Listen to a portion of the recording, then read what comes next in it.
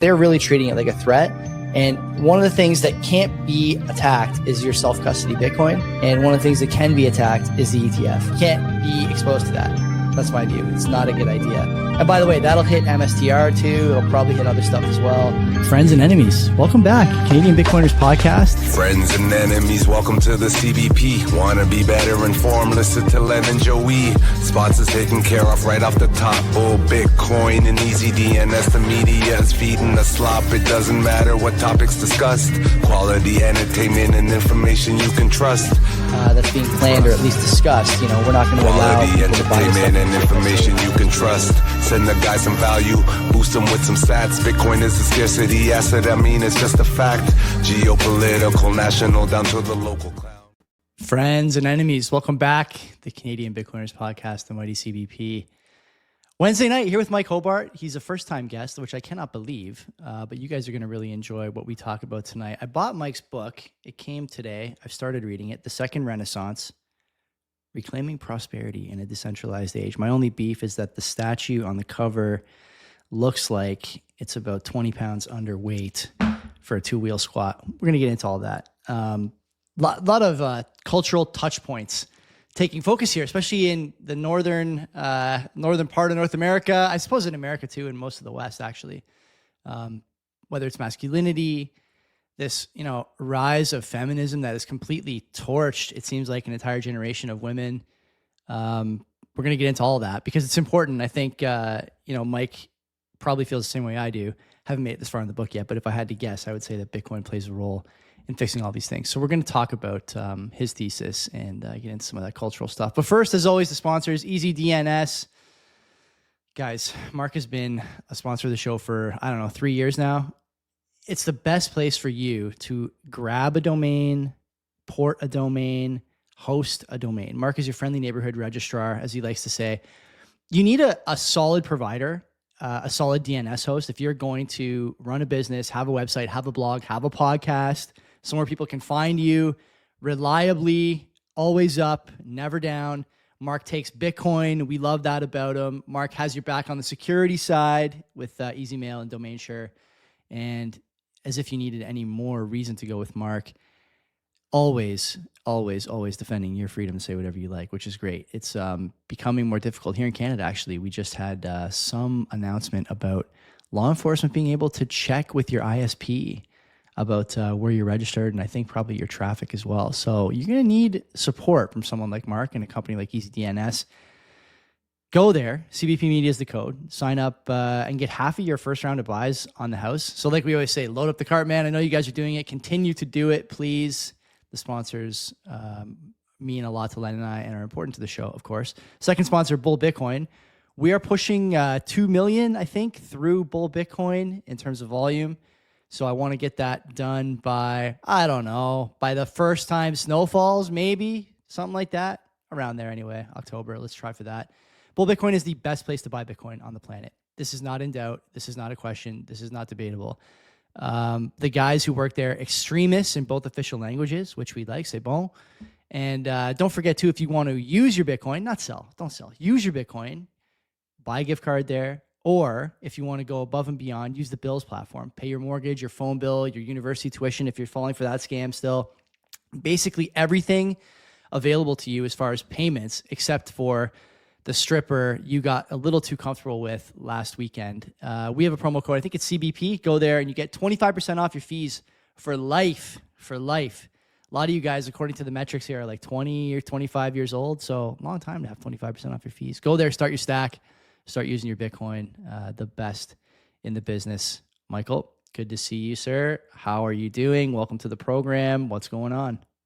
What's up, Joey? I was just telling you in the pre-show that I'm a little tired. I just had my son born about almost exactly a week ago. So I'm enjoying the dad energy, but it's starting to catch up to me getting only like 3 to 4 hours of sleep a night.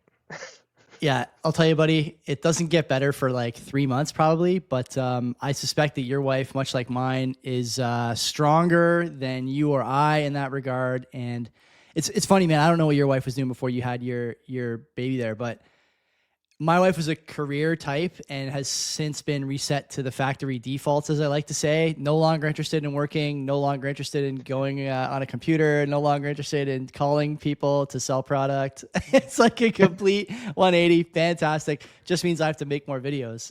But yeah, it's great, man. I hope things are going to go the same way for you guys. It's funny. It's people in the chat saying the first 3 months are the easiest. I completely disagree. But you know, I don't, people call it the dark ages. Have you heard that too? I have not, but I also a lot of my friends that go off and like when the kids start popping out, they kind of retreat, understandably. So I also I understood how busy they were without actually having exposure to it, obviously since it's my first son, but um yeah, it's like they kind of just fall off the grid, and I kind of just let them be and like have their peace and everything. I'm not gonna bother them, texting them like, "Hey, how's the suffering going?" You know, even though you're loving it at the same time. So, but the funny thing is that I guess we'll find out, but I don't think the 3 months could really be the first 3 months could be the worst. I think I could see them being I could see them being viewed as the maybe the easiest because it's the most enjoyable. Like you're seeing all the first smiles and everything like that. So kind of all that oxytocin and endorphins and serotonin and all that can release kind of like masks all that. And then you start getting you probably start getting some of the personality exposure and some of the fits after that. I could see it after that being a little more difficult. The only downside of the first 3 months is that they're like a potato, basically, right? Yeah. They don't talk to you. They sleep, shit, cry, eat, sometimes, you know, multiple at once. And it's funny, you know, you and me are both fit guys. And one of the things I noticed right away is that I had to, you know, cut back on the time I spent working out and still try to get the workouts in. Obviously, it was difficult. Made more difficult by an extremely supportive friend group who, it seems, all discovered lasagna at the same time and brought like 100 fucking casseroles to my house. God bless them. But like, I never eat like that. I'm sure you don't eat like that. And I can eat literally anything and not gain a pound. So you say that. You let me know in 3 months how you feel if you start pumping back casseroles. Anyway, that's great to hear. I'm glad to hear more Bitcoiners having babies. Let's talk about who is Mike Hobart. You've been around for a long time, Mike, and we've followed each other probably a few years at this point. And like I said in the intro there, I'm surprised it's the first time you've been on the show. I know a bit about you, veteran, and some of the other stuff you've done, but tell people like what's the deal with Mike?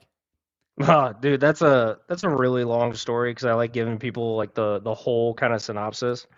But I'll just break it down easily. I started off my adolescence as like a really skinny, tall, skinny, like a $120 wet kid. Got picked on all the time because I was kind of like I was quiet. I was also an artist, so I was known for that. But then I don't know, like people just didn't really like me because I was quiet, I guess. And I got into gaming pretty hard, and I was actually I don't know how old you are, Joey, but I was playing Rainbow Six Vegas on a clan tournament system that predated MLG before MLG became a thing, and then MLG was kind of like we were all calling it like LARPing as like professional gaming. What is MLG? Major League Gaming? Is that what that is? Okay. Yep. All right. Yeah. And so like one of my highlights of my high school gaming career was I was getting recruited by a team to go to play a tournament down in Dallas, Texas, and there was a $50,000 pot for a 5-man team. And I was like, guys, I'm extremely flattered that you want me to go play on your team, but I'm like 15, 16 years old. My parents already hate how much I'm gaming, and so like it's just not going to happen. But then out of high school, coming out of high school, I decided that I didn't want to be weak, skinny, and unliked anymore. So I did a number of things. I started I asked my dad to teach me how to weightlift and get bigger because I always looked at his trophies for powerlifting when he was in high school. So I was like, okay, my dad knows something. So Started learning from him on that. Started working out. Getting picked on because I was wearing a gym shirt. And they're like, "Oh, you work out? Okay." I'm like, "Give me a break, guys." And then that's where I started. I decided that I was going to learn how to communicate with people. Uh, really trial by fire. Just going into finding ways to get invited to some parties of some people that I did know, and just kind of like A/B testing multiple different people on like how to communicate with different groups and different types, like girls, jocks, the nerd guys, which I already knew I could talk with, like everybody. And then after a couple years of that, it quickly just became that I was really good at partying because I inherited a high drug tolerance from my mother. So then that got to be a little problematic, and then because it was getting in the way of my school and everything, because I was at university at the time. Excuse me. And from there, I decided I didn't like the way that was going, so that's where I turned to the Army to kind of just rewire and reset, which worked perfectly, by the way. It's you learn a lot about yourself and psychology if you go through basic training and you're really just paying attention to what they're doing and the effects it has on yourself and everybody else. I don't know where the conversation is going to go today, but if you ever talk about MK Ultra and all that stuff, like they have it down to a science of how to break down the human mind and then rewire them. Because I came out of that gung ho talking about wanting to go to Ranger School, wanting to become a UH-60 pilot, which is a Black Hawk pilot, like all that. And then I get back in the real world and like I kind of get it washed out of my system. But to wrap it up, I was deployed in 2017 to Kuwait, and we were told that we were going to be taking care of 72 aircraft. I was an aircraft hydraulic specialist. So I was basically a plumber for helicopters. Mm-hmm. And while we were told we were going to be taking care of 72 aircraft, anywhere from Black Hawks, Chinooks to Apaches, in support of all the operations in the area. We get there, there's 2 Chinooks, they've been waiting for parts for 6 months, and there's nothing to do.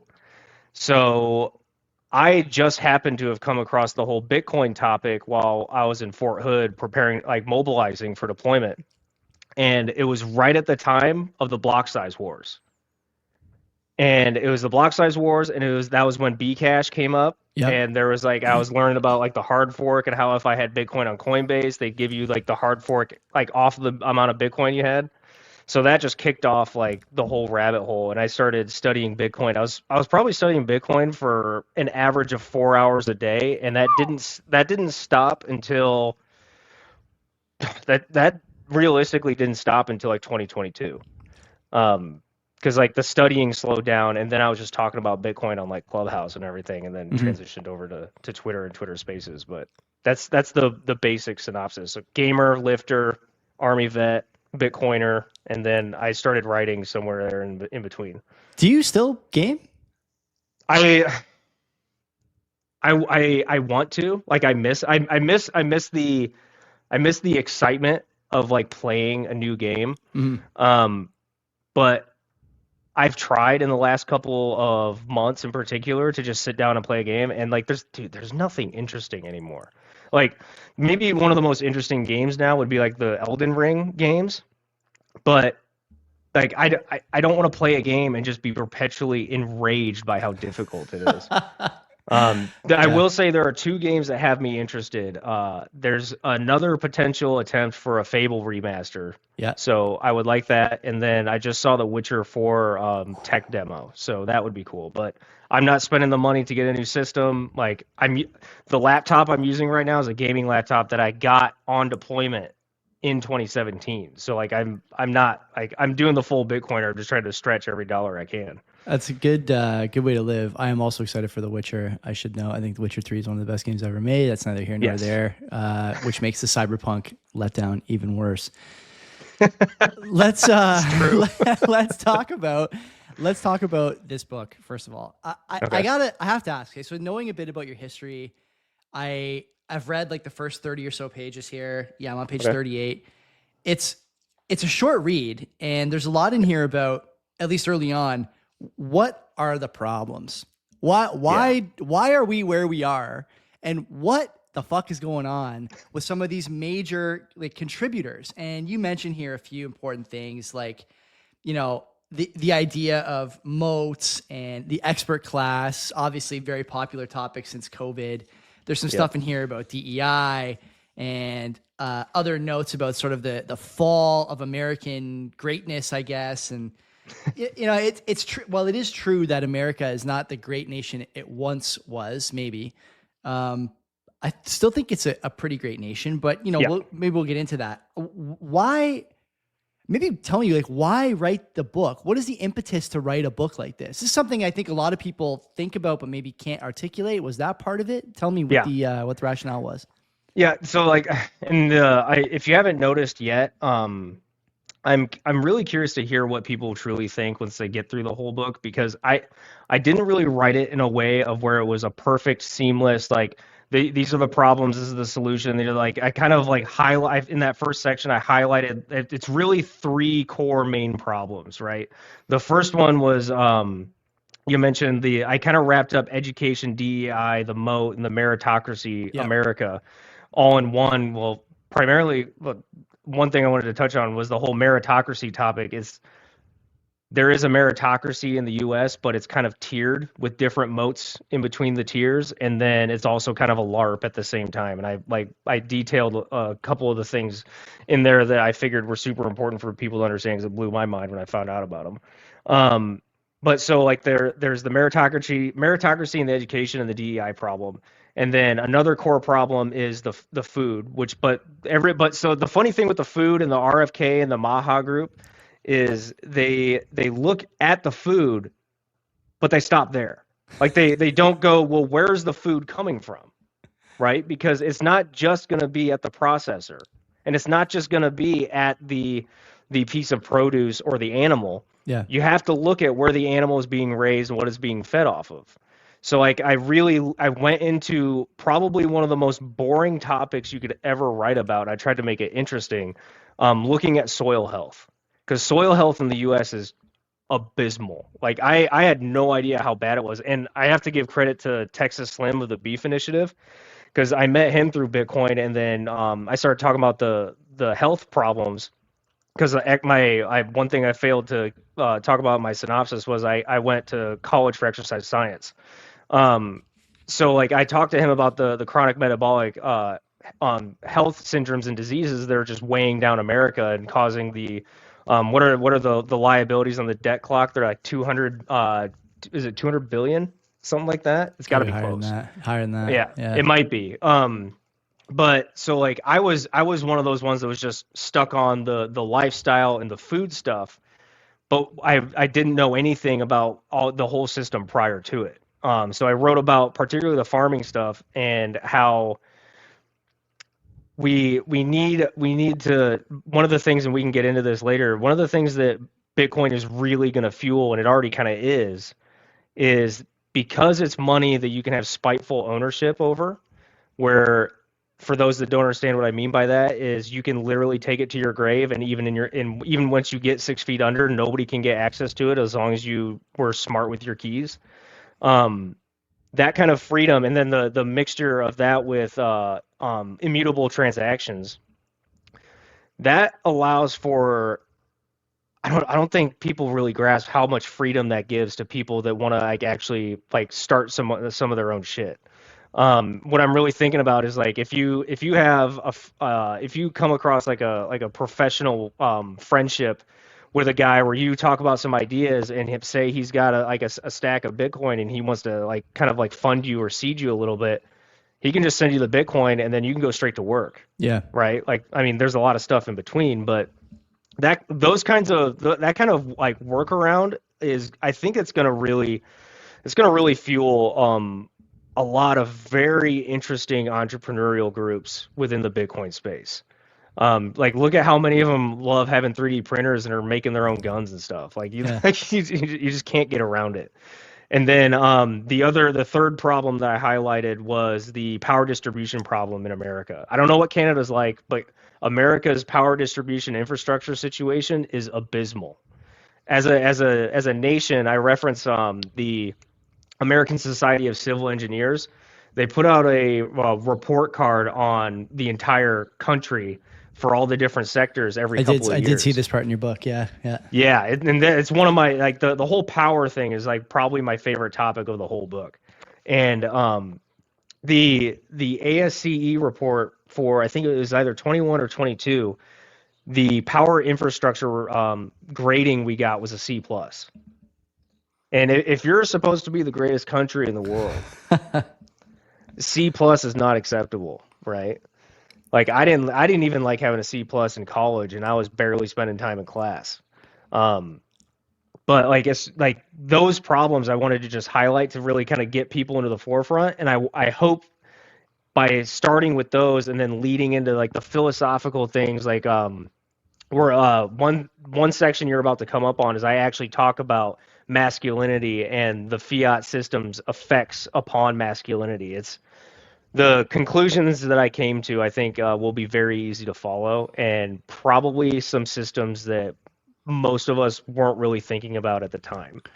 But I think that Bitcoin, like all the philosophical cultural aspects, Bitcoin mining's effect on energy and power, I think that those are going to be at the core of fixing a lot of these things. One of the things I can't figure out here in Canada, it's probably the same in the States. A lot of Western nations are suffering from this same epidemic. Everyone is living these shortcomings, whether it's in the food, the power, the education, the family structure failing, the lack of community, and the the repercussions of that way of thinking.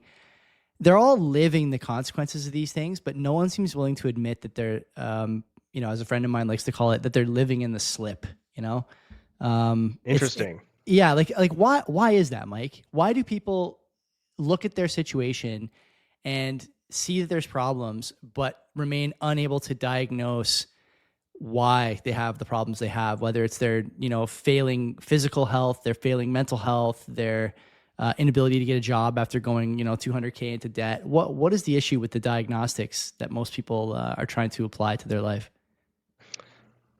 Well, why don't more people work out? It's hard, for one, for sure. Yeah. But there's one primary incentive or disincentive that I think drives really the answer to my question to you and your initial question to me. Hit me. What is it? They're comfortable.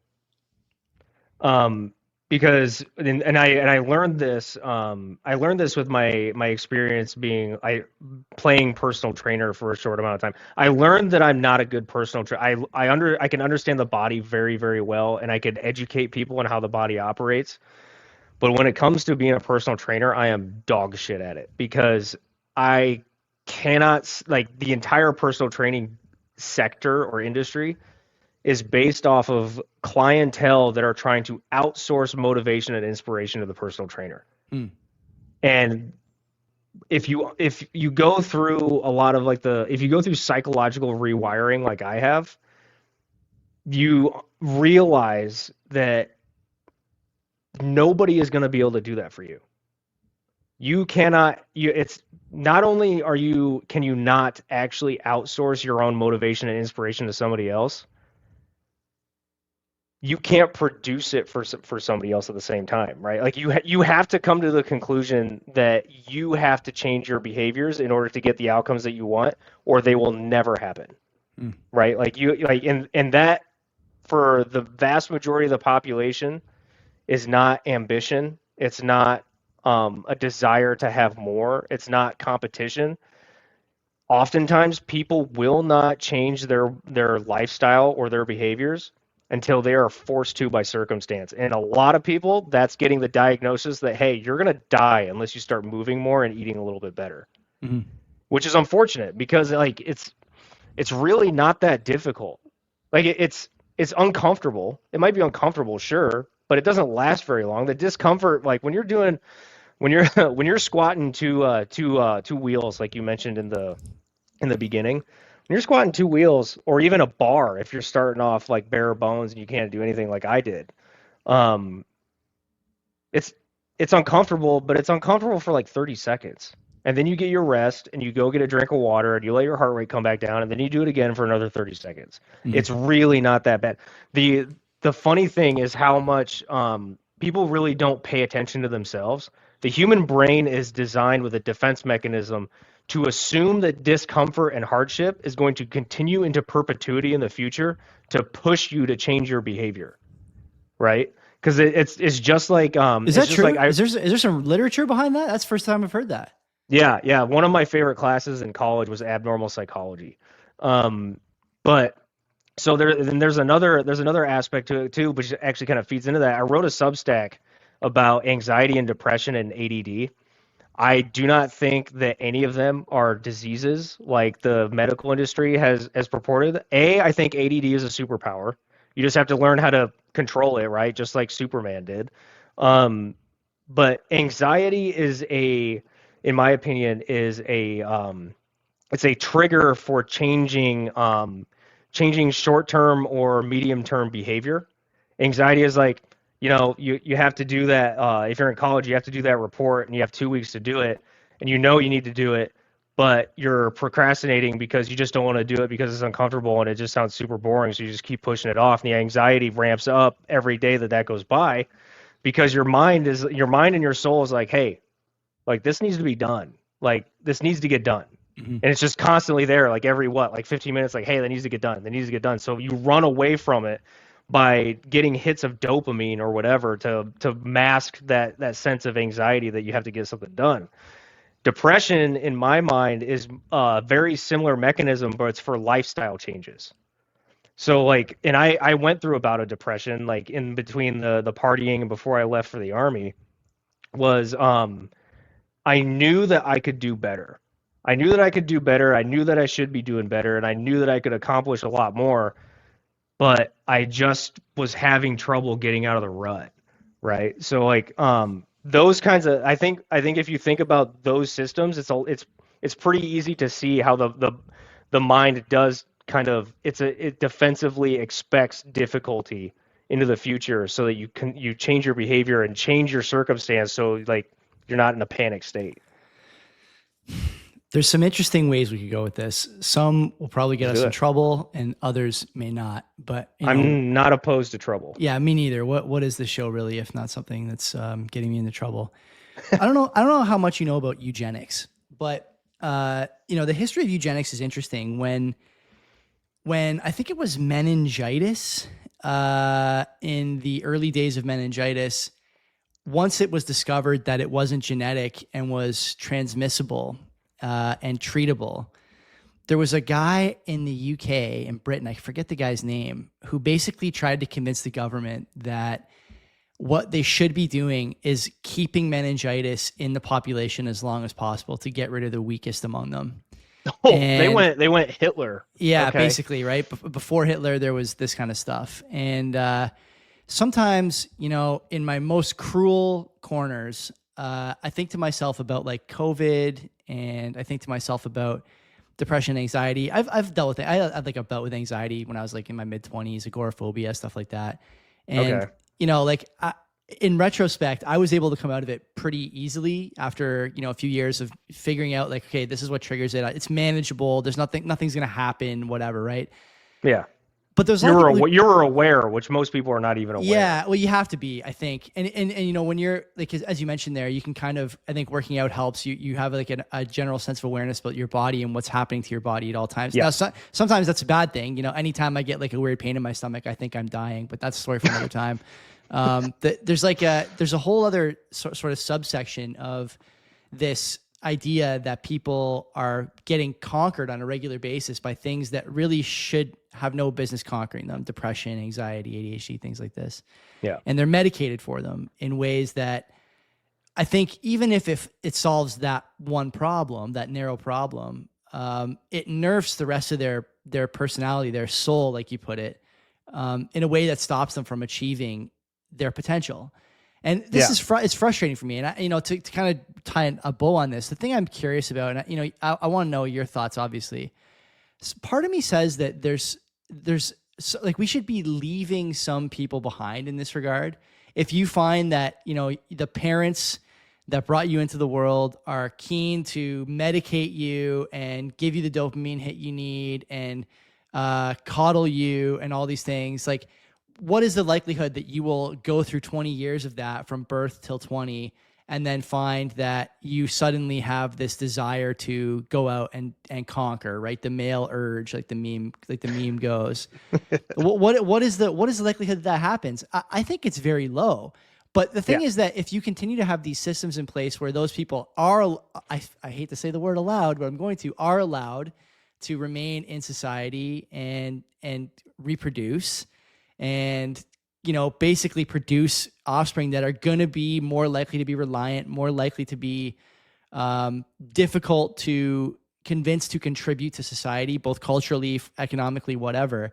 Like the point I'm trying to make is like, is it possible that we should be just sort of abandoning some people at the stage, when they're on 7 kinds of medication and abolishing these systems that many people would say are supports? But I do think there's like a bit of stilt work in there, like I don't necessarily think that we need that everyone should be up on that ladder, because I don't think that a lot of people are going to do anything with it except wind up sucking more resources from society. That is probably the most harsh thing I've said on this program, but I think about it more and more often now that I have a little one and I see it in Canada a lot. It's frustrating. I want to know what you think. I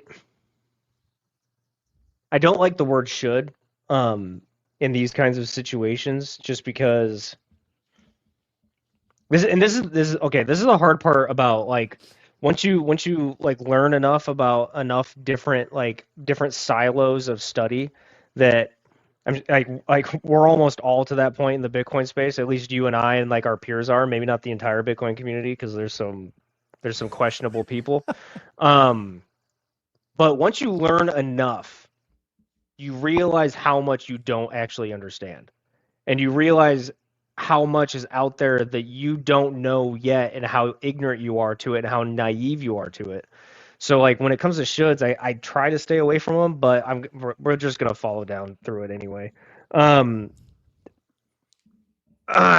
gotta kind of agree with you that, because like I've had a number of friendships throughout my life that I either got forced into burning the bridge because of circumstance and events, or because they were a ball and chain, and I'm just like, because Joe Rogan has a viral kind of clip on it where it's like, dude, if you're gonna keep weighing me down, like I'm trying to go places, I can't have you here. You're tethering me, you're holding me back, so we gotta go.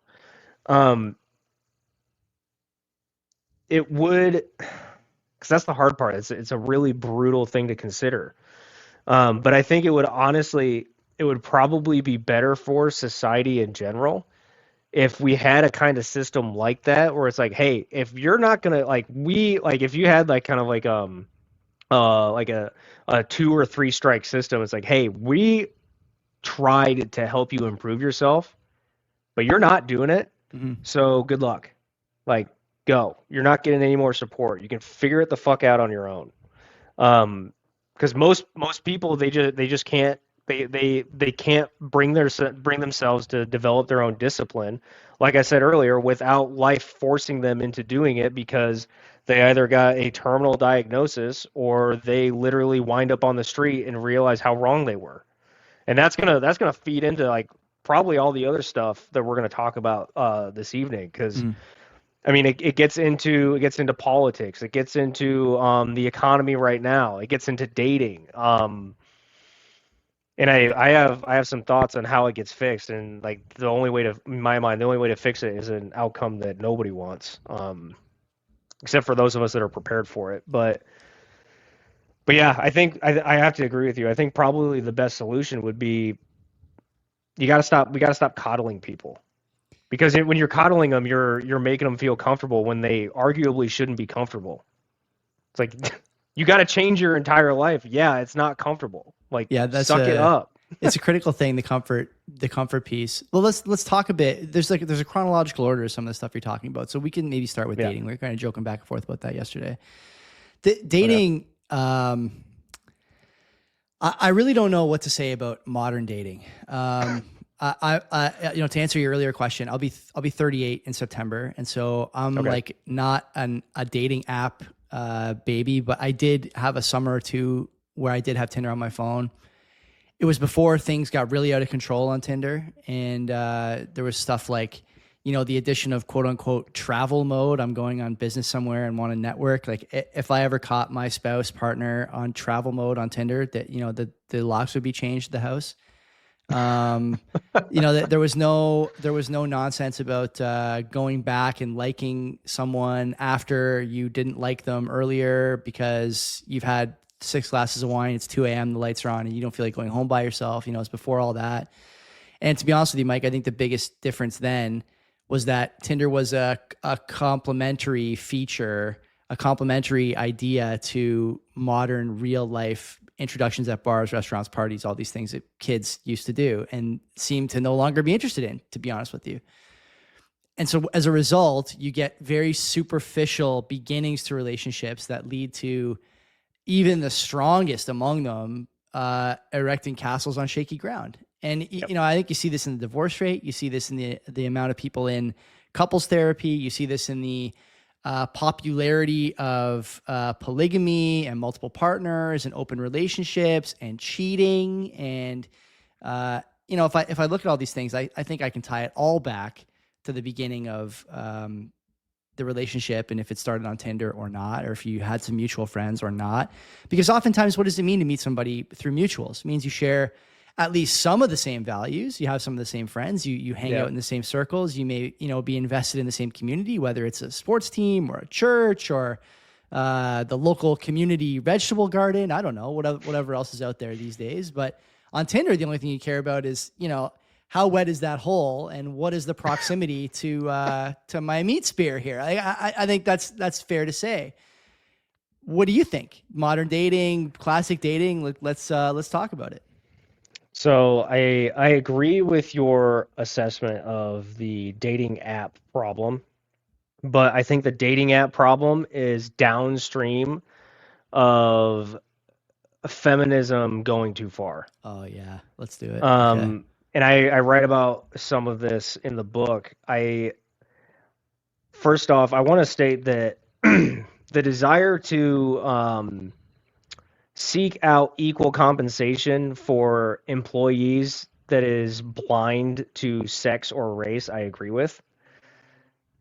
But from where I sit in my chair for the last couple of years and looking backwards, it seems to me that the feminist movement got a series of victories and then picked up momentum. And they're like, oh, we won here, so we're going to go take that hill next. And then it just continued and continued and continued because as it gained momentum, more people got out of the way. And also, at the same time, more people wanted to swing around of getting out of the way and then joining the march as it goes up. And I think that has resulted into a situation of where all the black pill and red pill stuff in the manosphere has really picked up, because I gotta say, man, like you really can't not see how much women in America. I don't know what it's like in Canada. I'm assuming Canada is very, very similar to US right now, but there is a meaningful percentage of the female population that is far too interested in being men. But they're trying to be men without the downsides of being men and with all of the upsides of being women. So they're trying to cherry pick. It's like, no. If you're going to compete in a male arena, you're going to get all the pros and cons that come with it. Give me some details there. Expand on that. So, for example, we'll use the military. If you're a female and you're going to go into an industry that is entirely male dominant, like something like the military, especially the combat roles, but you're going to expect the PT requirements to be different, like you can get the fuck out the door before you even apply, because and this is something we've talked about at Bitcoin Veterans a decent amount, and a lot of women don't like it. But if you're a female and you're trying to join the boys on the firing squad, and you're about to go knocking on doors and kicking in doors and engaging combatants in an urban environment, it's the most dangerous kind of combat we've had to date, besides the drone stuff that started up in the last couple of years. And if you're going to go into an environment like that, there's a high likelihood that any one of you is going to go down as a casualty, and you need to be carried out in a moment's notice. If you can't fireman carry a 250-pound guy and you're a 120-pound woman, it's like what in your mind thinks that that's a good idea? You immediately weaken the integrity of the team and the unit. So that's just an example there. But another example would be inside the corporate world, where if you're a female and you're trying to, say you're a female CEO or an executive, and you're trying to compete with men of the same stature or title.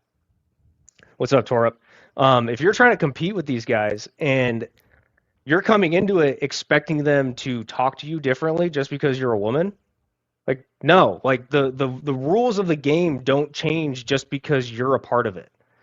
Like you see it everywhere nowadays. You see, like, well, and it's getting better now, but like leading up to the like last year in particular, it was just ridiculous the amount of double standards. Because like, I think a lot of this, like, because of the whole women trying to be men and then men being feminized by the women trying to be men, I think that a lot has I lost my train of thought for a second, but I think that a lot has happened in the sense of everybody's kind of forgotten how things are supposed to be. So like, and like what I'm getting at is that like men and women think differently. Yes, right? I think that's biologically, true. Yeah. Biologically, we're different. Where our bodies operate relatively different. I want to stop you there for a second. For people who don't think that this is true, when you are with the same woman for 10, 12 years, not only will you see it, she will see it, and you will discuss it together, and it will become undeniable to both of you once you start opening up about it, and you realize that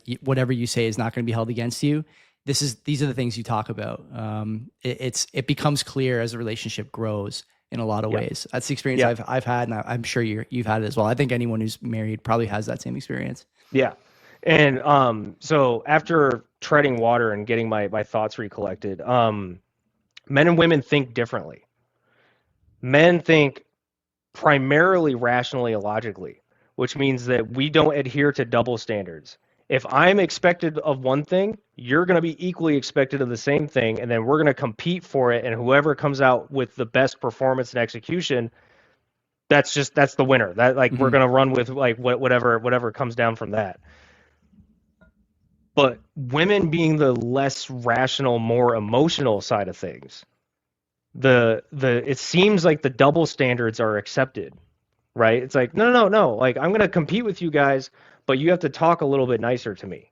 And you have to not be so brutal with your language and your tone and your inflection. And it's like, what? No, like, you came into our arena. Yeah. You are going to deal with this the way we have to deal with it. I think that's true. I'm gonna say to Roman in the chat, who's making some comments there. I think you can see him too, Mike. I think Mike is talking about the way that let's say communication is taken in by both sexes. I will point to a different example, one that might be a little more palatable for people who are kind of coming to this for the first time.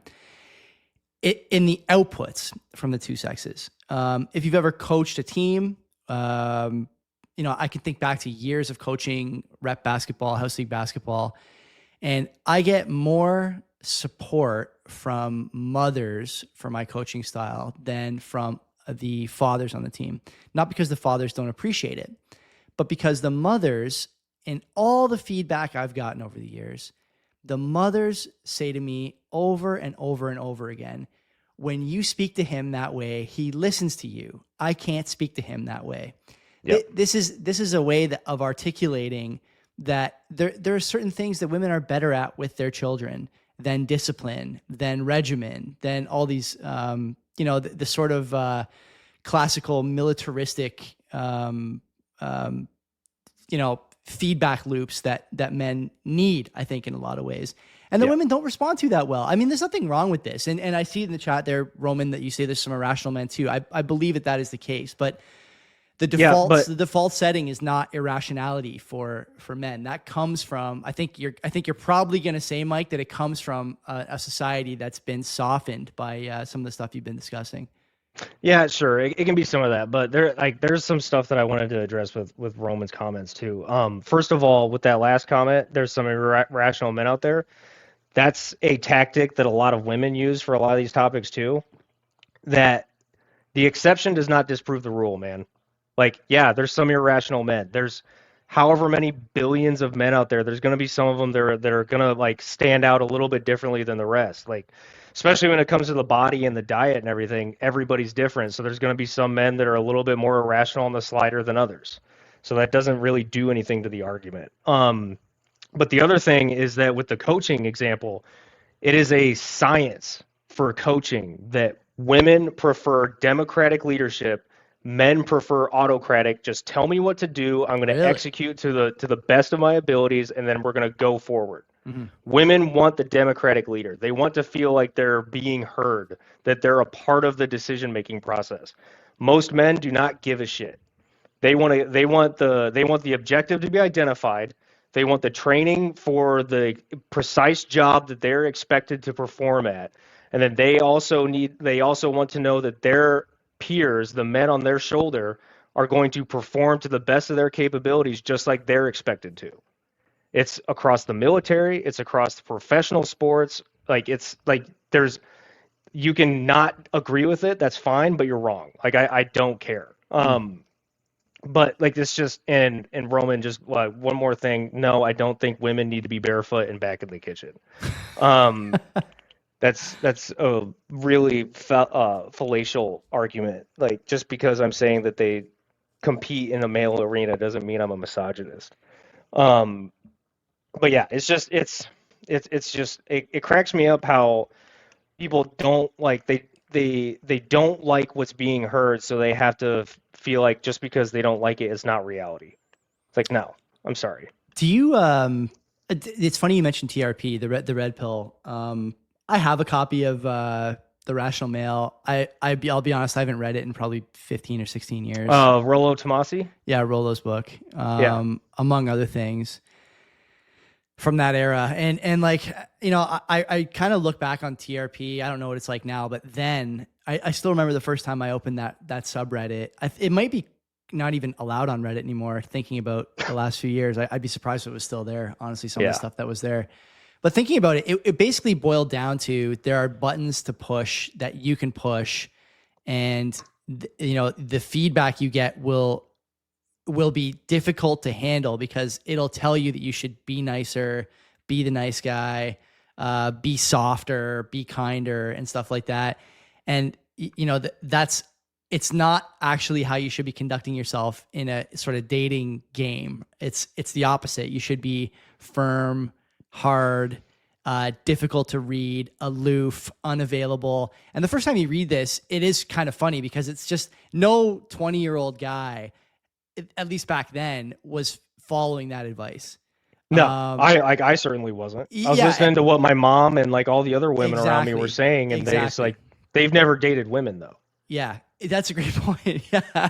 And so when you realize that the feedback you're getting from the target of your affection is actually the opposite of what you should do, it's jarring. But it does, in a lot of ways, much like Bitcoin, by the way, open the door to the question, what else am I getting in terms of advice and feedback that's actually hurting me? And you see this all the time, like whether it's stuff market. or it's everything. It's like even shit like, should I have what is a balanced diet? Like what when you say I should eat a balanced diet, what is that? Is the food pyramid was a scam, just like a diversified portfolio. Carbs, what are we talking about here? And you start to look at all these things and wonder, what else is just not true? And why am I being given information that's not true? And who's benefiting from this information that's being given to me and turning me into this, pudgy Michelin man bringing flowers to a first date type? Who's benefiting from this? It ain't me. It ain't you. So who is it? And you start asking these questions, and it leads you down a path that can either be so jarring that you retreat, or so jarring that you push on and want to see how the story ends for you and for everyone else. And so I think that there's a lot to that. And, you know, it may be a conversation for another time. I want to talk a bit about, I think the natural next step is the sort of decline of masculinity. We talked a bit about dating. We're kind of going this way anyways. Yep. The feminization of the modern world has been, I think by all accounts, a disaster. And we don't often go down this road on the show, but since I have you, we may as well. I look at the number of women who are admittedly unhappy, the number of women who admittedly have mental health problems, the number of women who have sought out mental health medication like SSRIs, as we mentioned before. The number is 50%, I think, among 35 to 50-year-olds and climbing. Yeah. It is even higher in terms of depression, body dysmorphia, and things of this nature in younger women, as young as 10 and 11 years old. There's data behind this. What happened, Mike? And when did it start?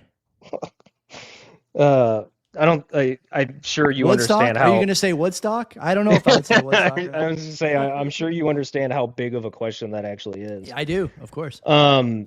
So there's a lot going on. There's obviously the endocrine disruptors and the BPAs, like Shanna Swan's talked about. I don't know if you've talked about that before on the show. Never. So real quick, for those that don't know what it is, I can't imagine anybody hasn't heard it, but BPAs are forever chemicals, and forever chemicals tend to also be EDCs, which are endocrine disrupting chemicals. And the endocrine system is your hormones.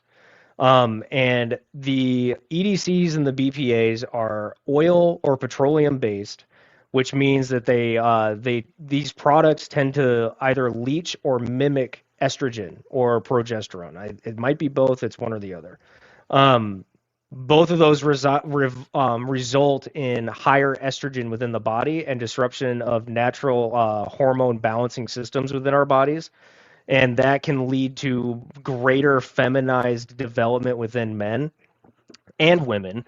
But then you also have to consider contraceptives, because contraceptives, since the way it operates, for those of you fellas that have never talked to a female about what contraceptives are and how they work, it's basically just causes the body to overproduce estrogen to the point of where it just kind of rejects their egg when it comes to their time of the month.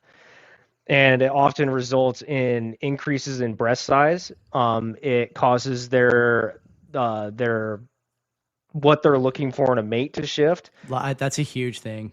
That's a huge thing. Yeah. But okay, and that's going to feed it. That's going to be a feedback on the other part of this, where a lot of that not a lot, but that excess estrogen is making its way into the water table through the toilet, because it's getting pushed into the water system through our plumbing. That ends up down in areas like in the rivers or in the Gulf of Mexico. Then it ends up in our food. It ends up in our water, which our water gets dumped on our plants. Ends up in our soil. If it ends up in the soil, it ends up in the plants, like I just mentioned. And then the livestock eat it, and then we eat the livestock and we eat the plants. So it turns into this giant system of where we're constantly recycling and accumulating estrogen. On top of that, which is also how that mechanism works, is also how SSRIs work. SSRIs, for those that don't know what it stands for, is selective serotonin reuptake inhibitors. That means that it blocks the serotonin from being cleared from the synapse, so that the body produces more serotonin, even though there's already serotonin there, so people feel like they're more comfortable. That's a problem that I think is primarily a feminine problem, because women tend to seek out comfort a lot more than men do. Like men, thanks to testosterone, we're driven to compete, and just competing in general is uncomfortable. That's right. Testosterone, Huberman put it the best, I think, for people who have trouble articulating what it's like to have a testosterone high. It makes difficulty enjoyable. And women just don't have that. They don't have that chemical at the same level we do. Yeah, well, actually, so funny enough, women tend to experience. I can't remember. I haven't officially looked this up yet, so this will be in the second edition of the book, by the way. Yeah. But I just recently heard from one of those podcasts that I listen to between Huberman, Joe Rogan, like whatever doctors I can find. that women can actually have more testosterone than men. It's just that their estrogen levels are so much higher than ours are. Right. Okay. Because another interesting fact is that now this I do know because of my exercise science and so exercise science I learned a lot, but I learned even more during the personal training certification. So that's another jab at how much of a scam the university system is. But women, when they're working out, they actually experience a higher shot of testosterone than men do. We just have a higher consistent level of testosterone on an ongoing basis. So that supports more of our muscle development and muscle like toning and getting like tighter and everything. But back to the topic at hand, like why everyone's getting feminized. Then you also have to look at one thing that really negatively affects everybody, men and women, is cortisol, which is the stress hormone. Since we're kind of going back and forth talking about health and fitness, cortisol is not all bad. Just like nothing in the body is all bad. There's no such thing as like carbs are like the devil. Like you need carbs. Like your body will make some, but there's nothing. It's all Safadine's moderation. Ears are ringing right now, by the way. Just yeah, that's fine. Yeah. But so cortisol, when it's experienced in high potency and in chronic states, it's very detrimental to health, because cortisol is a catabolic hormone, which catabolic means it breaks down organic tissue. And the body uses cortisol to like if you're in a highly stressful environment, like say you're a combat operator or you're dealing with some problem, like some domestic problems at home, and you're kind of freaking out or panicking, or you're dealing with finals or whatever, cortisol kicks up and it causes your body to break down some organic tissue to yield energy so you can continue to work and alleviate that anxiety that we were talking about before, so then you can calm down and go back to rest like you need to. But when it stays too high, it starts to really mess up a lot of shit. And there's a belief in the health world, it's called the dual hormone hypothesis, that there's a belief that testosterone and cortisol have a kind of like give and take relationship, to where if cortisol is super high, testosterone takes a dive. And then if you're calmed down, your testosterone can be higher, which if you listen to even a fraction of as much Andrew Huberman as I have, that sounds like it makes sense, because if you're sleeping right, if you're eating right, if you're managing your stress and everything else, testosterone levels tend to go up where they need to be. Mm-hmm. Now, where that cortisol is coming from, and I touch on this in the book, is I think a lot of it's coming from the fiat system. So we've got a problem in the US or around the world with fiat currencies, of how, because the politicians and the bankers are just printing dollars as much as they want for whatever they want. It's forcing the rest of the population that's in the middle class and lower to have to constantly work harder for a currency that is consistently losing purchasing power, right? But the purchasing power is dropping like a rock faster than wages are compensating for it. Wages have been stagnant for like since the 70s, so that'd be 50 years. almost 60 years. Yeah. So wages have been stagnant, but inflation and currency debasement has been up and to the right, almost parabolic at this point. And on top of that, when you have a system like that, and then how I mentioned the infrastructure problem with the power and energy distribution in the US, when you have the currency being radically debased at an aggressive pace, wages are stagnant, the power infrastructure grid is not efficient anymore, especially following all the DEI crap affecting like how companies are capable of producing efficiently. And you throw in the fact that we've got all this renewable energy garbage that is not efficient at all, and it does not produce power at the greatest demand of the day. Mm-hmm. Like it should not take a whole lot to see these kind of pieces lined up of like, there really isn't anything making sense here. So you got the currency debasement, you got the wage stagnation, you have the inefficient power and energy grid, which inefficient power and energy grid causes the cost of power to go up.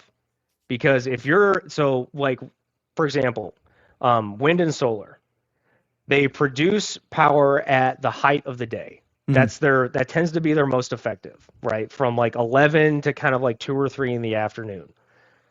but the peak demand window is from like 5 to 9, right? So your peak production is like coming down, and then right as it's coming down, your peak demand is ramping up.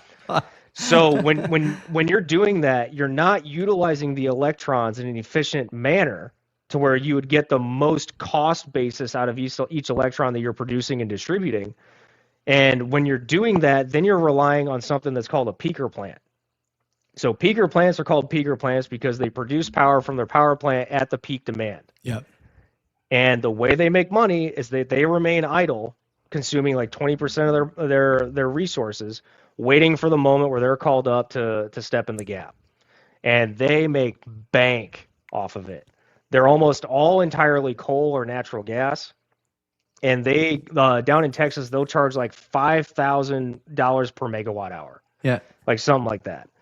It's insane how much money they can make. Famously, Buffett, big peaker plant guy, right? Yeah. Yeah. Yeah, So they literally print money just for waiting around for a system that is constantly rebuffing their job security. Yeah. Right? It's like, yeah, you guys can produce all the solar and wind you want. Right. Because guess what? Buffett was also big into the solar and wind stuff. Yeah. Smart guy. Because of all the subsidies and everything. So we have a radically inefficient system that the cost of power is going up. Cost of power going up causes cost of goods and services going up. Then you have the currency debasement, which means less dollars or more dollars to buy less goods, basically. And then you have the government increase swelling at an aggressive clip since the 70s, introducing more and more bureaucratic systems that slow down the efficiency of a market. And then slowing down the efficiency of market, increasing the amount of regulatory bodies that you have to push all these different companies through. Like, for example, the ridiculous emission standards for internal combustion engines. For vehicles, yeah. Yep, causing the cost of vehicles to go up, including with all the chips and everything else. That it basically results in the average individual, like our grandparents could own a home, own a vehicle, invest money off of one salary in the house. Yeah. Now the average jobs per 2-adult household is 2.3. Okay, that actually might be different because that was based off of data last year when I was finishing up writing the book.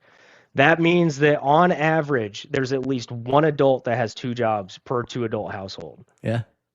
And so if you want to talk about cortisol, that's just from like that system, right? Mm-hmm. But then you look at how, then you have to look at how much our bodies are being exposed to the blue light. The blue light can kick off cortisol because it's kind of like masking your stress. Well, it's not necessarily masking your stress. That's not entirely accurate. What the blue light's doing is stimulating dopamine release, which is keeping you awake later and later into the night. Why does blue light do that? Like when you say blue light, I think of phones and computers. Is there a better way to describe blue light than that, or no? I think it's probably the best way because we're all interacting with it on a consistent basis. So like we get a little bit of blue light from the sunlight, but we don't get nearly as much potency of blue light as we do with our screens. Okay. So it kicks off a dopamine release in the body, which makes sense because before screens were around, the body wants to be incentivized to get up and move during the day. So the sun hits your skin, you produce vitamin D, and then you also produce the dopamine release because it makes you feel good to be in the sun as long as it's not, 130 degrees like it was when I was in Kuwait. That like you're like, okay, yeah, it feels good to be in the sun. I want to be here. I want to get up and do something. If you're a guy, you want to get up and make a kill or improve your shelter or go find a mate or whatever. But the blue light from the screens is causing us to be awake longer and later into the day. So that means that you're awake longer, so you're not sleeping enough, which means your cortisol levels are staying high. And then you're also staying awake later into the night, which is completely antithetical to how your body is designed to operate with the circadian rhythm, which also increases your cortisol levels. So I go through all of that to kind of describe how we just had like the fiat system is just a giant cortisol pumping machine. And then you mix in with like the BPAs and the EDCs like we talk about that are increasing the estrogen levels. You got all the cortisol levels getting tapped out on everybody else. Then you have the fact that all of our jobs are relying on computers and shit. Yeah. So we're not getting outside and moving and stimulating testosterone and growth hormone release. And then you get into the fact that our food is not as nutrient dense as it used to be. So the food that our grandparents were consuming in the 1940s had 7 times the nutrient density of the food we have now. But our food's bigger. So that's one of the big problems with GMOs are making foods that are bigger, but they have less nutrient density to them. And then on top of that, what I mentioned with the soil before, there's less nutrient density in the soil. So if there's less nutrient density in the soil, there's obviously going to be less nutrient density in the food, even though it's bigger. So all of these systems are feeding into this this very out of whack balancing system that is causing a flood of estrogen in our men and women, and it's causing I would say, suppression of the male sex hormone, testosterone. Because one more thing, which I also touch on in the book, I'm not trying to put everything that I talked about because I do want you guys to go buy it. Sorry, shameless plug. But one of the other things too is that with the feminist movement, you got women talking about like toxic masculinity and whatnot, and how shit and terrible men are and everything else, and the rise of single mother households. Think about what that does to a young boy's mind. Oh, big time. Where he's hearing it from his mom, he's hearing it from the female teachers at school, because like, what is it, like 78% of teachers are female? It's extremely high. Yeah. Yeah. You got the single mothers saying it. You got the teachers saying it. You got Hollywood and Disney saying it. You have politicians saying it. You have business women and entrepreneurs saying it. Like I can tell you, like, from the point of where I started paying attention at like 13 years old, you couldn't get away from how terrible men were at everything. Yeah. Right. And think about what that does to a young boy's mind, of where he can't get away from the fact that he's a man, so he's automatically a piece of shit. Like that doesn't really make you want to try and max out your manhood. Right? No. And then the fact that over the last 20 years, women have successfully invaded every single male space that we have. There's something to that. I really do feel strongly about that last point. I mean, I don't disagree with anything you said there, Mike. I think this is like, and you know, there's a lot of people out there who say, well, prove it, your literature. I've been relying a lot on the phrase, what is understood does not need to be further discussed. And I think that all these things are just plainly understood by people who are paying any attention.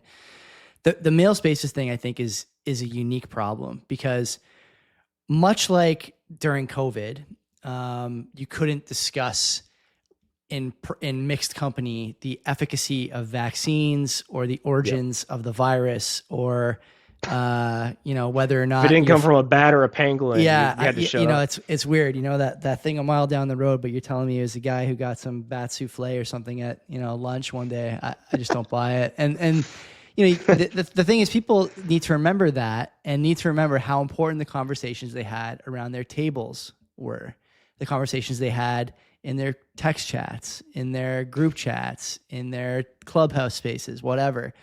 And how those conversations led to a broader awakening and understanding about where the problems actually were, how those vaccines were not what we were sold. And this is not controversial at this point. If you still think it's controversial, you cannot be helped, sir or madam.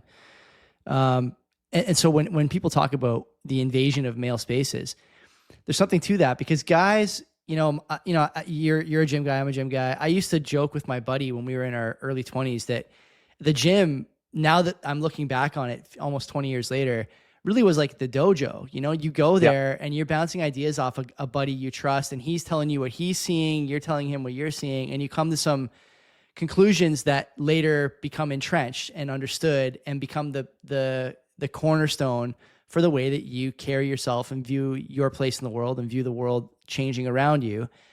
But you can't have that conversation in the classroom or at the workplace or now even at the gym. And part of me, or in the locker room. Yeah, don't get me started. Part of me still says that the biggest problem we have, honestly, like if you really were to boil it down to brass tacks, is that guys want pussy and they can't figure out how to get it. And they're going about it all the wrong ways, and it's damaging their outcomes even more. They don't realize they don't know how to fix it. And so they end up, soft, honestly. And the toxic masculinity bit, it's crazy to me that anyone thinks, and there are men and women who think that toxic masculinity is a problem, almost unbelievably so. But it is the case that these people exist on both sides of the spectrum. For you to think that masculinity now is toxic, you should have seen masculinity in the 80s, in the 70s, in the 60s. And there's a case to be made that was really the golden era of almost all Western nations. Europe, the UK, Canada, America. This was the time when people were the happiest, when households were the strongest, when families were considered, sacred, untouchable, and when schools were producing some of the greatest, accomplishments that the modern world's ever seen. And there's no doubt we've gone backwards in almost every regard in terms of like academia and family life. And there's something to be said about the rise over the last 2-3 years of women on social media making gag videos about the first ever feminist. Like if I was there when the first woman wanted to go to work, I'd tell her to shut the fuck up. Don't say that. Do not say that. Well, that's actually what happened. Yeah. Have you heard that? Have you heard that stuff about I have not. They were polling American women. I can't remember what era it was, but they were polling American women on whether they were for suffrage or not. Mm-hmm. And the vast majority of American women were like, no, I don't want the right to vote. Really? So they ended up not allowing women to vote in the poll on whether they got the right to vote, and they only asked men. Is that really? That's how women's suffrage was established? Yeah. I didn't know that. Wow. Yep. I've heard this story, obviously, of people say, well, women didn't get the right to vote until 19 whatever year it was, I forget. But and men got the broad vote the same year. It wasn't universally accepted before that, so it's, an inconvenient truth there. Okay. So we spent an hour and 10 minutes here talking about all the problems. The book is called The Second Renaissance, not, the next 50 years of issues that we have to deal with. So, I mean, what is the second Renaissance? What is going to bring about this reclamation of prosperity in the decentralized age? I'm curious. It's a big hill to climb, Mike. There's a lot of ways to climb it and a lot of things need to be done. How does it happen? So the best part is that if you guys the more you guys pay attention to like problems that we've discussed here or problems that you come across in your life, the problems might be complicated or complex, but oftentimes the solutions are simple in idea, just difficult in execution. So what I'm kind of getting at is there's another aspect to the male masculinity problem, which I didn't touch on, which all that stuff that we were discussing earlier has resulted into a prevalent problem of nihilism, to the point of where a lot of our guys are just giving up. Like they're sick of it. They haven't been able to figure out why they can't get a girl, why they can't get a good job, why all the girls are getting the good jobs. Like all these things. So they're just skipping everything. They're not going to go do leg day. They're going to stay at home, play video games, try and make it as a streamer, and smoke weed all day and just eat whatever they want. Which, by the way, I've got nothing wrong with THC. I partake in it every once in a while myself. But the point is, you don't overdo it. And so I think that the nihilism is primarily downstream of the economic problems and the financial and fiscal problems. The best part is that I think right now, and I think for a long time, Bitcoin is going to be best served financially for the average individual as a savings vehicle to generate wealth. And by that, I mean, if you're going to put money in this, if you haven't read, let's see if you guys see that. If you haven't read The Richest Man in Babylon, you need to go get it. It's probably like $10. It's even shorter than my book, which is hard to believe. Your book on Amazon, I'm pretty sure, is $1 a page. Yeah. So, yeah. Yeah. So it is 3 pages shorter than my book. So the richest man of Babylon is a very, very simple strategy in generating wealth and also getting out from under debt, where you pay yourself 10% first, and then everything else goes to liabilities and the cost of living. That's it. Mm-hmm. And you just stay consistent for a while. You accumulate that 10% over however many years, get all your debts taken care of, and then you continue to do that, live below your means, and you will end up in a very, very dope spot in a couple years. But just like with working out and health, like we talked about earlier, most people can't bring themselves to do that because they're like, well, I need my DoorDash. Yeah. Like, no, you don't, because guess what? Eggs are a superfood. Yeah. You can eat some eggs, broccoli, and maybe like some meat every once in a while, and you get some fruit. And guess what? Like you're gonna be solid. It might be boring, but suck it up. Like you have other problems you have. It's to deal only boring because you're accustomed to the insane amount of research that goes into a slice of pizza from Domino's to make you want another one. That's the only reason you think eggs are boring. Eggs are not boring. Chicken is not boring. Broccoli is not boring. The only reason you think that is because you're accustomed to the slop. Anyway, continue. Yeah, and the instant gratification. Yeah. But so what I'm getting at is like using Bitcoin as a wealth generation strategy, as a savings vehicle, I think will save a lot of men here in America if they just shut the hell up, learn a little bit, put enough money into Bitcoin for a number of years where they don't have to put them, or they're not putting themselves in financial straits, dire straits, because they're trying to throw too much of it at once, because they're like, oh, I have to make this really, really fast. And like, if I don't do this, I need to day trade it because I'm smarter than the market. And then you lose everything. And like, no, like just put it on the DCA, make sure it's going to a good wallet that you've got, set it and forget it, go take care of the rest of your life, get everything in order, make your bed like Jordan Peterson says, and then kind of like check on it periodically. Ignore the market noise, because 99% of the world is just noise. Most people's opinions, they're just as dumb, if not dumber than you. They don't know what they're doing. Like, just figure out what you need to do to get taken care of, and I promise you your life will improve. That's one aspect of like improving like the kind of masculinity issue that we're dealing with. The other part would obviously be working out. Not the other part, but another part would be working out. Guys, get out there and deadlift. Like if you can't at least deadlift your body weight, like I'm pretty sure the statistics are if you can deadlift your body weight, you're in like the top 5% of the population in the world. Is that right? The bar is that low? Yeah. Wow. It's very, very, very low. There's no adult male who should be deadlifting less than 225 after like a month of practice. It's really the easiest. It's like, you know, the most frowned upon lift by the science-based lifters, but depending on where they're starting from. Sure. Because if you're a guy who's never lifted a weight in your life and you're like 35, like it's going to take a little bit longer to get there. Because I'm assuming if you haven't lifted a weight in your life and you're 35, like your posture is going to be all jacked up. You got to work on that first, otherwise you're going to blow a disc, and nobody needs that. So there's that aspect. Like get your finances right, get your health right, because like the working out also implies like you're going to at least start to marginally improve your nutrition. If you're genetically blessed like I am, you can kind of get away with having to eat super clean all the time because so here's another thing that I like to talk about because it's very, very important for like the psychology of like working out and everything. The way people think about bodies, I think, is wrong.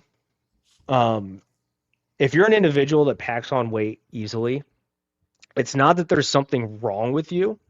It's that your body is just very, very efficient at energy capture and storage. That's really all that means. Mm-hmm. So if your body is extremely efficient at energy capture and storage, you need to increase your body's natural and consistent energy expenditure. The best way to do that is to increase your muscle density. So if you are overweight or you want to like slim down a little bit, stop running for 30 minutes to an hour. It's basically ineffective after doing it one day a week. And it's just boring as all hell. And like running just I hate running. It sucks. It doesn't make sense to be running, especially outside. Bad for your knees, bad for your hips. There's better ways to build the machine. Yeah. So stop running all the time. Walking is phenomenal. Go out and walk. But if you really want to like do the right thing for your body, go out and lift some heavy shit a couple of times a week. And then you come back home, make sure you're getting your protein and all that stuff. You can like, manipulate the fats and the carbs so you're in a caloric deficit and lose the weight faster if you want. Um, but so that's like the health aspect. So like the people that put on weight, they're very efficient at energy capture. People like me that don't put on weight easy, I am not. I am not efficient energy capture at all. My body burns through fuel like there's no tomorrow. So I have to, if I want to gain weight, I have to eat. The math last year was I have to eat 4,000 calories per day, depending on how hard I worked out during the day. So if I work, and I'm really bad at pacing myself and working out, so I try to redline it like every single time, which is not maybe not the best. It's not the best. I'm being a little facetious. It's not the best thing to do. But I just like it and it's fun. But so like if I tend to have anywhere from like a 700 to 1,000 calorie workout each day within like 45 minutes to an hour. On those days I have to eat like 4,500 calories, and that can be pretty hard to do if you're eating just whole food stuff. Like I kept finding myself oftentimes I'd have to get fast food just to get enough calories to fit into the day. Otherwise, it's kind of like a moot point, and I'm still losing weight. But so like that's we got the finance with Bitcoin because I think Bitcoin will like really change a lot of people's lives doing it that way, fixing the health and everything. But then the other part of the Renaissance, which is tethered to Bitcoin, is what Bitcoin mining and now HPC and AI are doing for the whole energy space. So pricing is down, like everything's downstream of energy. Like something that I talk about in the book is that one thing that makes Bitcoin stand alone from everybody else with power consumption is that Bitcoin mining is a highly competitive market for energy that is perpetual, 24/7, 365, no holidays. We want all the power we want, and then anything that you're dreaming about doing in the next 10 years, we also want all of that. That kind of demand is not something that the energy world is used to.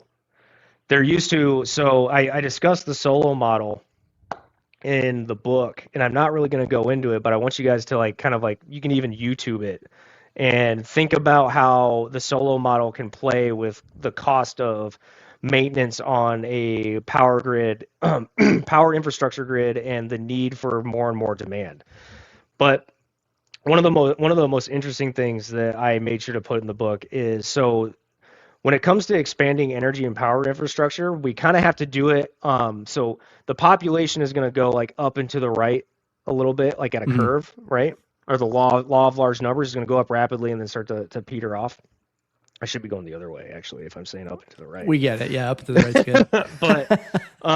but so population is going up and to the right. Law of large numbers. It starts to diminish a little bit, like every like decade or so.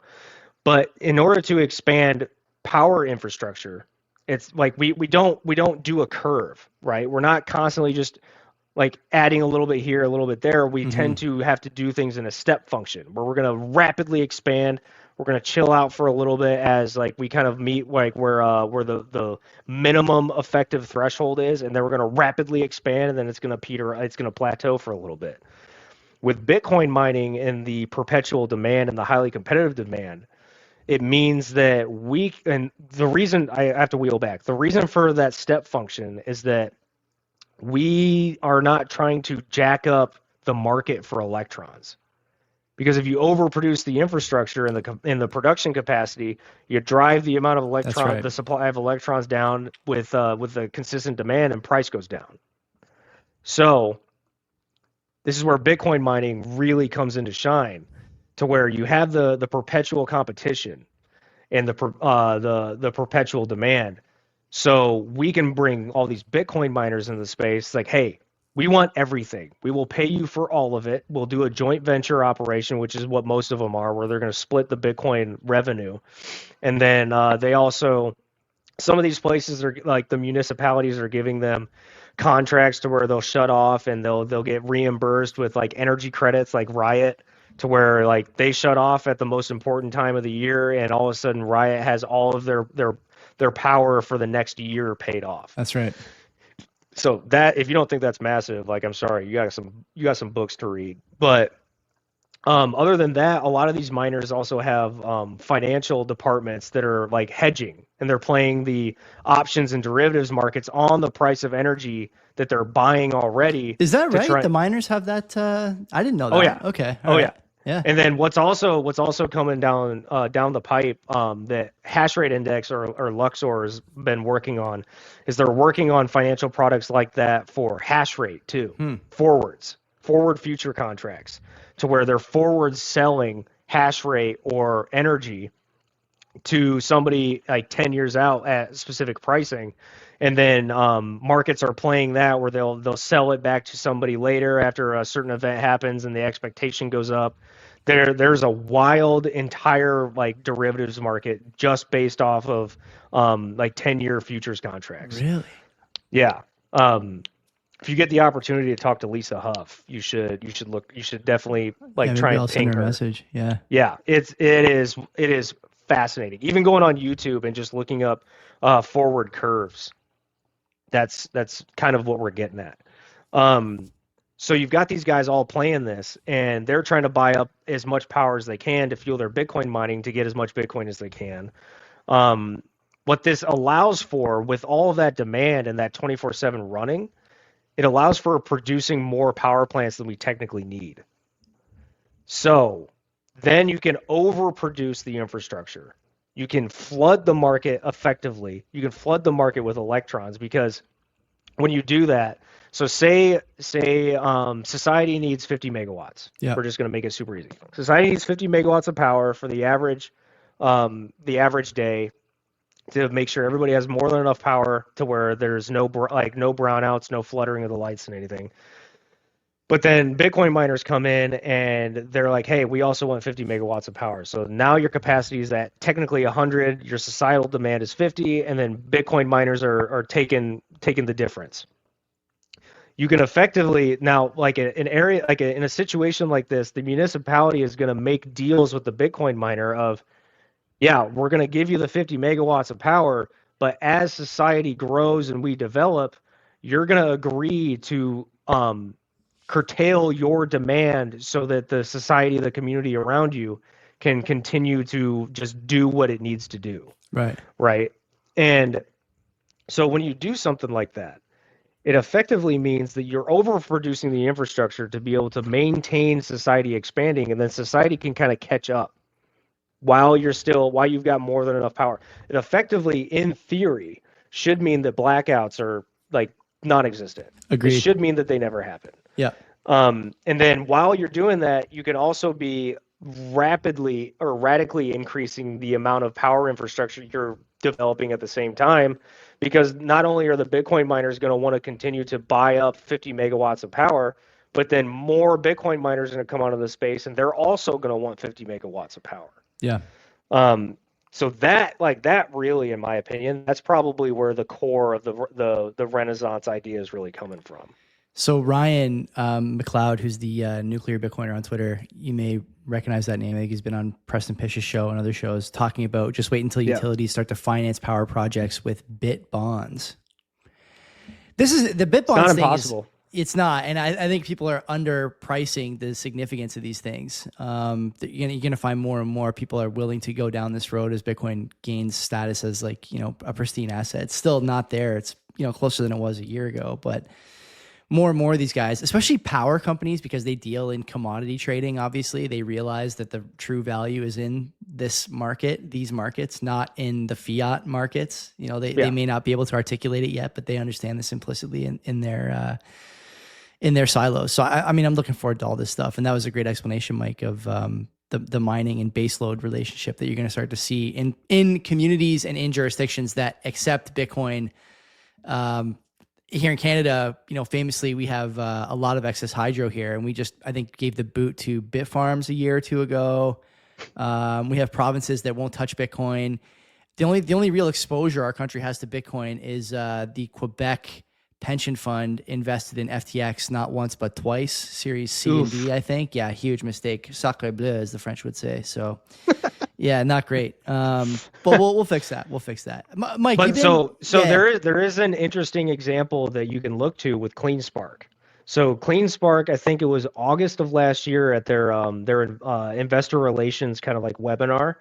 They shared that the town that invited them in to use the power from their nuclear facility, because of what CleanSpark was doing with the demand curtailment, like I mentioned, of where they were buying up the power, but then as demand kind of like reached the peak threshold, they miners off. Yeah. Yep, and it caused the demand curve to go down, which that avoided the increase of power pricing by so much that they actually lowered the average cost of a kilowatt hour for their community by 11%. How about that? That's a winning strategy, because there's no better PR than more money in people's pockets. Yeah, exactly. Yeah, that's huge. So they're there. We just have to like highlight them and look for them.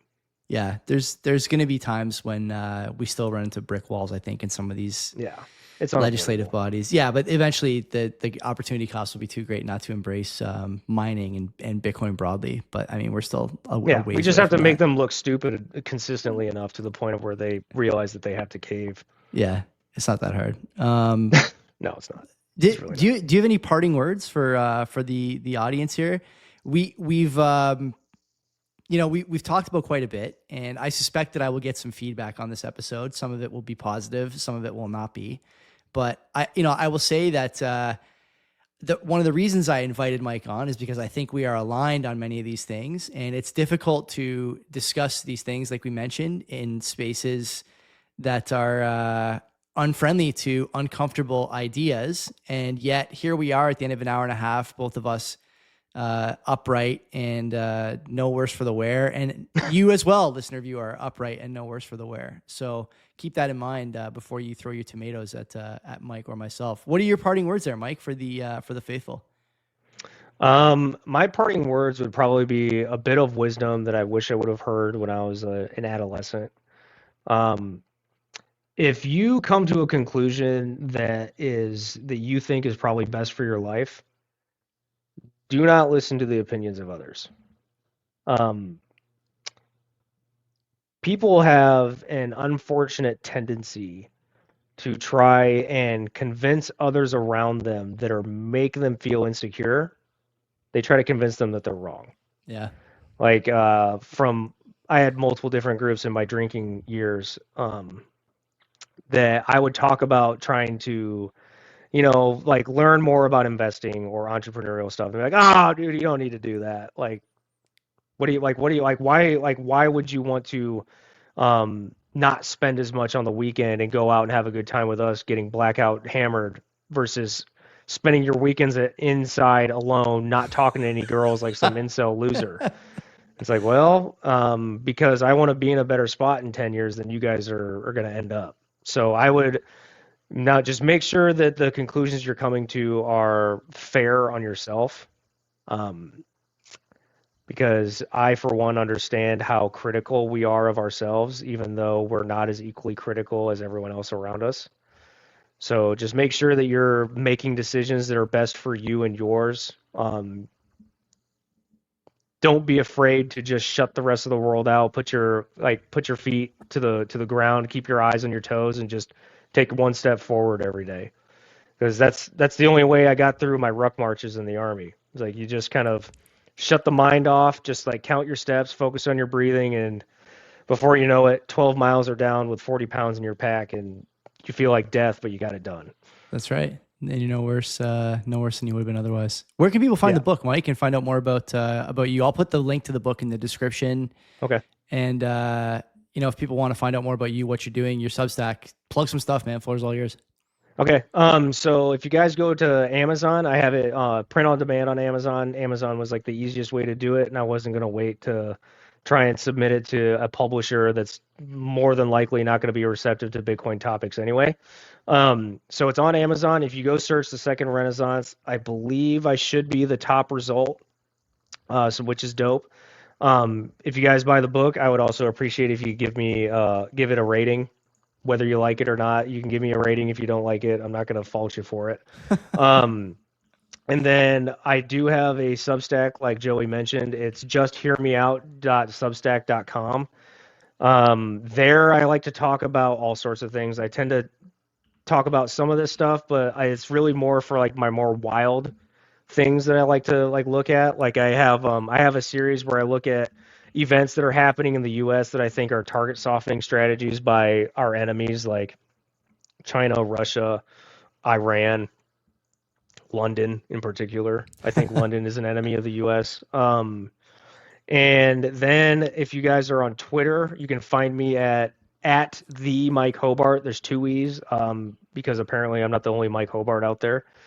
And then also I am on Noster, but I'm not very active, as you say. One thing I do want to also plug is that if you guys are veterans, if you have any veterans in your audience, me and a couple buddies got together a couple years ago and we made the Bitcoin Veterans. We have a podcast, but that's not really the focus. What we decided to do is we're going to plant our standard in the ground because there's so many vets in the Bitcoin space. We wanted to provide a rally point for everybody, and we've already got like a couple hundred guys. I think we're like last count was I think we were over 600, and that was a while ago. Yeah, the spaces you guys do are pretty full most of the time when I see them on Twitter. Yeah, Coleman and Bob and Toast. That's the best mixture of names. Coleman and Bob and Toast and those guys are all killing it. Like those guys are doing it mostly for free because we're trying to like keep our funds really constricted. And they show up every day and like we can't thank them enough. And they don't care if you're a veteran or not. If you guys want to engage like with the chat and everything, if you want to be part of the discussion, show up in the spaces, send them a request, and they'll happily talk with you and everything. But if you are a Bitcoin veteran, or if you're a veteran and you're interested in Bitcoin and you want to become a Bitcoin veteran, go to bitcoinveterans.org, and we have a submission form that we just want to gather some basic information as far as like you don't have to dox yourself, but where you are in the country, because we have so many different group chats that we have them separated by region of the country. Nice. Then we also have group chats according to specific missions, like pilots. We have a bunch of pilots that we all like to talk about things with. We've got an intel chat where we're paying attention to developments with like all the different wars that are going on, or like what's going on with stablecoin policy, what's going on with like all the different states and everything. We've got chats we got one of my favorites is we got the short bus chat, which is basically just all memes. So we've got basically, and we also have a health and fitness one. So we've got basically anything you guys could like want. Like, so if you're a vet, just know that we want you to be a part of our mission and part of our organization. Please go to bitcoinveterans.org so we can get you plugged in. Outstanding. Mike Hobart, thanks for coming on, buddy. I appreciate it. Thanks for the invite, man. I'm glad I was here.